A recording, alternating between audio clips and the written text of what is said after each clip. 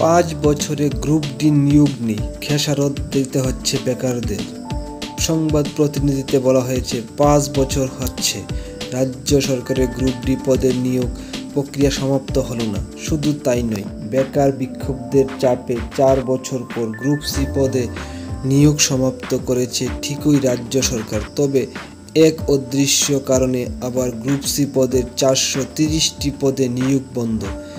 এখন আবার group D 2500টি পদেও নিয়োগ প্রক্রিয়া বিষবাউ জলে।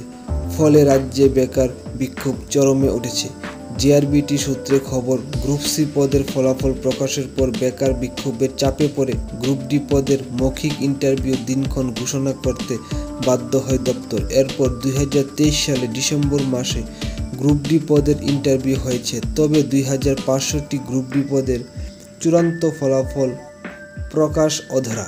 তাই রাজ্যের নিয়োগপত্রের জন্য বেকারদের আরও অপেক্ষা করতে হবে। 2020 সালে লিখিত পরীক্ষা নেওয়ার পর এখন পর্যন্ত গ্রুপ ডি এবং গ্রুপ সি পদের নিয়োগ প্রক্রিয়া সমাপ্ত হচ্ছে না। এ নিয়েও নানা প্রশ্ন উঠেছে। ফলে জিআরবিটির মাধ্যমে নতুন নিয়োগ প্রক্রিয়া শুরু হচ্ছে না, যার খেসারত দিচ্ছেন বেকার যুবক যুবতীরা। অভিযোগ, জিআরবিটি কর্তৃপক্ষের ব্যর্থতার জন্য প্রায় 4 বছর পর গ্রুপ সি পদের ফলাফল প্রকাশিত হয়।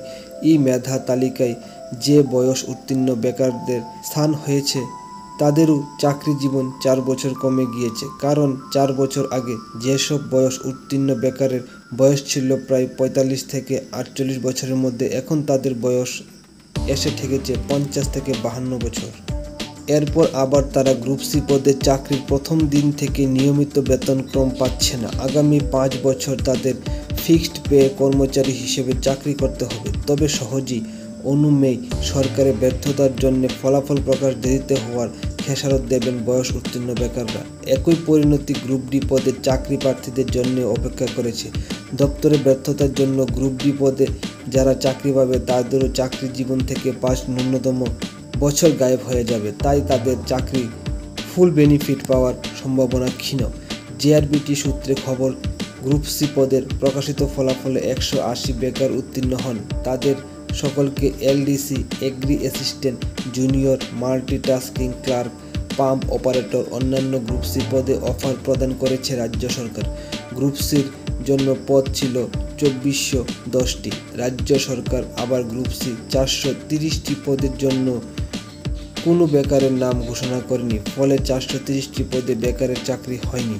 অভিযোগ, গ্রুপ সি পদে 1980 জনের মধ্যে বহিরাজ্যের বেকার রয়েছে। তাই রাজ্যে পিআরটিসি বাধ্যতামূলক নিয়মও প্রশ্নের মুখে। এদিকে জিআরবিটির কর্তৃপক্ষের দাবি, 1980 জন বেকার গ্রুপ সি পদে চাকরি প্রদান হয়েছে, আর 439টি মেধাবান বেকার পাওয়া যায়নি। এমনকি দিব্যাঙ্গন শ্রেণীতে 37টি পদে এবং অবসরপ্রাপ্ত শ্রেণীতে 34টি পদে কোনো চাকরি প্রার্থী পাওয়া যায়নি। এখন আগামী কিছুদিনের মধ্যে গ্রুপ ডি পদের চূড়ান্ত ফলাফল প্রকাশিত হবে। এরপর তাদের অফার করবে সরকার। উল্লেখ্য, গ্রুপ ডি পদ ছিল 2500টি, গ্রুপ সি 2410টি পদের মধ্যে ছিল এলডিসি 1500টি, জুনিয়র মাল্টিটাস্কিং ক্লার্ক 201টি, এগ্রি অ্যাসিস্ট্যান্ট 236টি, পাম্প অপারেটর 236টি পদে। 2020 সালে প্রথম এই নিয়োগ প্রক্রিয়ার বিজ্ঞাপন প্রকাশিত হয়েছিল। এই ছিল সংবাদ প্রতিনিধিতে বলা জিআরবিটি গ্রুপ ডি চাকরির ফলাফলের আপডেট।